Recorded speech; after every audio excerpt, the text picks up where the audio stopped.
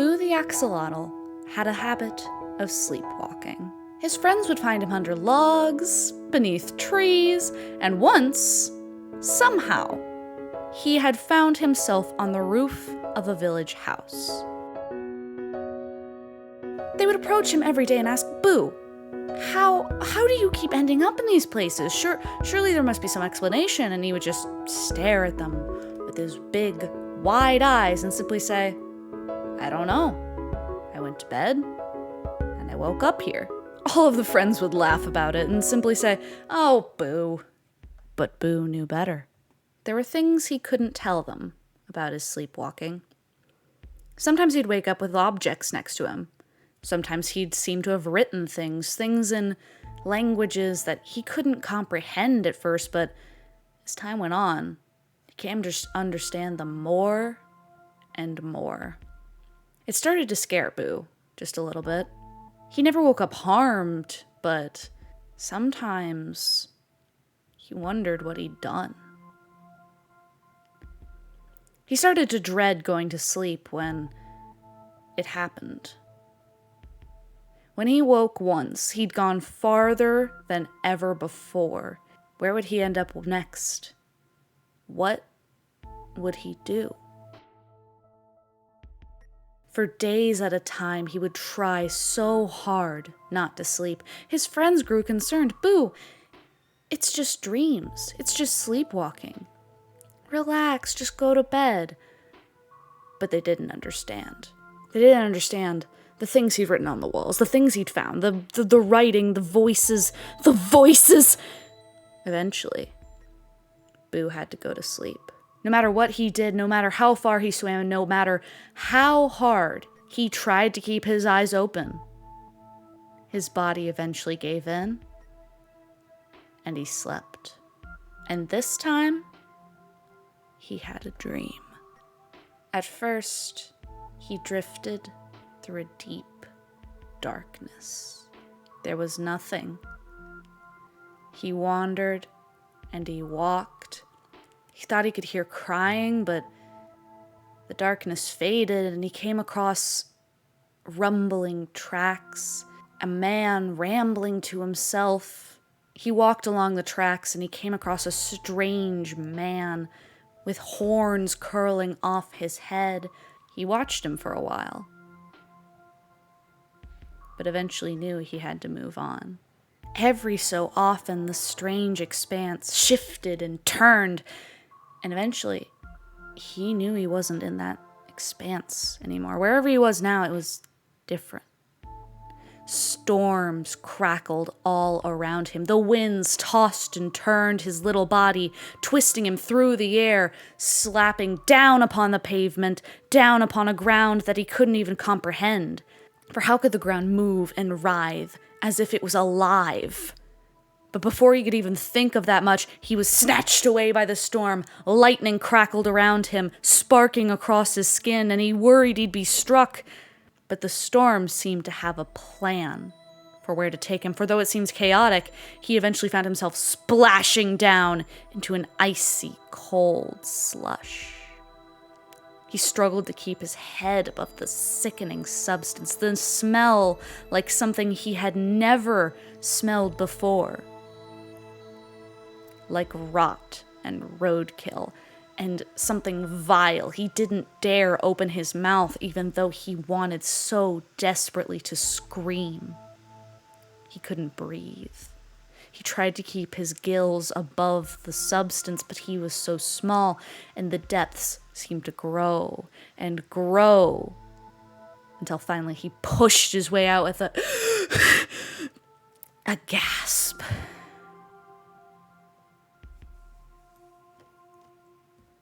Boulders broke upon the backs of giants.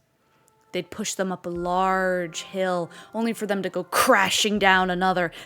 An infinite expanse of hills, giants, boulders. Sometimes the giants were small, backs bowed and boulders worn by time.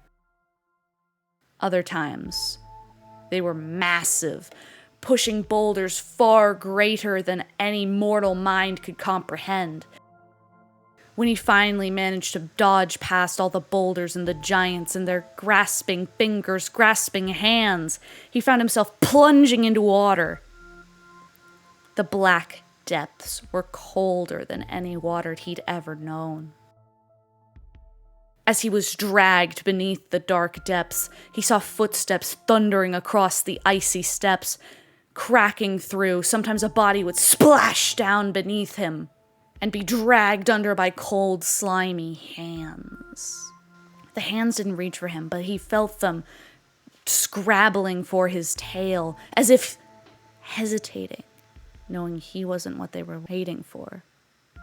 They were waiting for the combatants on the surface to come down, down, down into the depths and be dragged down with them to join them, to drag the next person down into their despair.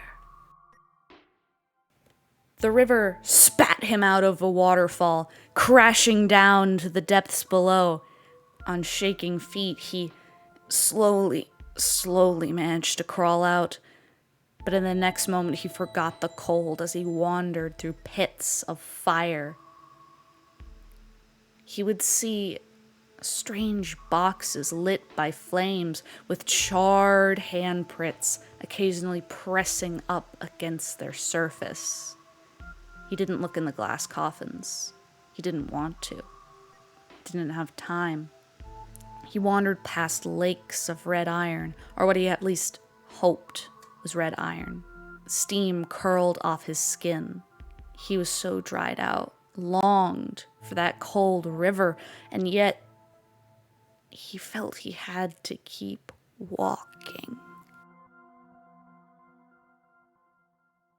He wandered through darkness for the longest time, until finally he felt a cold, soothing, and dark, pressing against the pads of his feet. He was walking along a path that seemed to match every step he took. Every imprint on his feet felt familiar, almost reassuring, almost comforting. And yet, if he felt that way, why was the dread creeping further and further into his heart? He didn't know. He wasn't sure he wanted to know.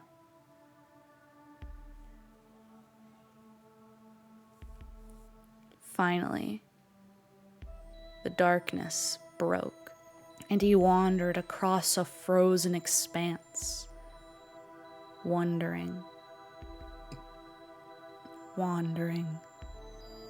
and yet not.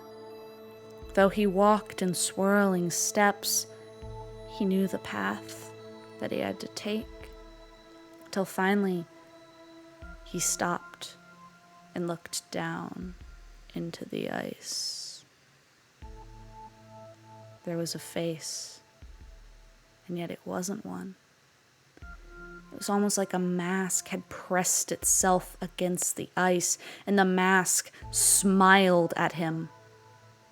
And the worst part was, he felt himself smile back.